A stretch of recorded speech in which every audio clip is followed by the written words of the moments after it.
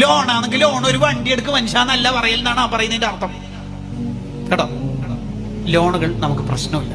പണ്ടൊക്കെ ചോദ്യം വന്നിരുന്നത് അതേ പലിശന്റെ പണം ബസ് സ്റ്റോപ്പൊക്കെ എടുക്കാൻ പറ്റുമോ എന്നായിരുന്നു ചോദ്യം ഉണ്ടായിരുന്നത്. ആ ചോദ്യം കുറച്ചുകൂടി അഡ്വാൻസ്ഡ് ആയിട്ട് വീട്ടില് ഗാർഡനൊക്കെ ഉണ്ടാക്കാലോ അല്ലേ എന്നുള്ളത് ഇപ്പം കുറച്ചുകൂടി അഡ്വാൻസ് ആയിട്ട് വരുന്നുണ്ട്. വീട്ടിലെ കാർപ്പറ്റൊക്കെ ഇടാല്ലേ. പലിശയോടൊക്കെ ലാഘവ നിലപാടാണ് നമുക്കുണ്ടായിരുന്നത്. ഈ പലിശ തിന്നുന്ന ആളെ കുറിച്ച് അള്ളാഹു യുദ്ധം പ്രഖ്യാപിച്ചിട്ടുണ്ട്. അള്ളാഹു ഒരാളോട് യുദ്ധം പ്രഖ്യാപിക്കുക എന്ന് പറഞ്ഞാൽ അതിന്റെ അർത്ഥം അയാൾ ഈമാനില്ലാതെ മരിക്കും എന്നാണ്. പലിശയിലൂടെയുള്ള ഒരു ദിർഹം 30 വ്യഭിചാരത്തിനേക്കാൾ കടുപ്പമാണ് എന്ന് വരെ ഇസ്ലാം പറയാനുള്ള കാരണം അത്രയും വലിയ തെറ്റായതുകൊണ്ടാണ്. അതൊക്കെ ഇങ്ങനെ ഗൗരവം കുറഞ്ഞുകൊണ്ടിരിക്കുക. കിട്ടിയെടുത്തു നിന്നൊക്കെ ഫുഡ് കഴിക്കുക, കിട്ടിയെടുത്തു നിന്നൊക്കെ ചിക്കൻ വാങ്ങുക, എല്ലാ ചിക്കൻ റോളും നമുക്ക് കഴിക്കാനുള്ളതാണെന്ന് വിചാരിക്കുക എന്നുള്ളത് നമുക്ക് പറ്റില്ല. എല്ലാ ഹോട്ടലും നമുക്കുള്ളതല്ല. നമുക്കൊരു സൂക്ഷ്മത ഉണ്ടാവണം ജീവിതത്തിൽ.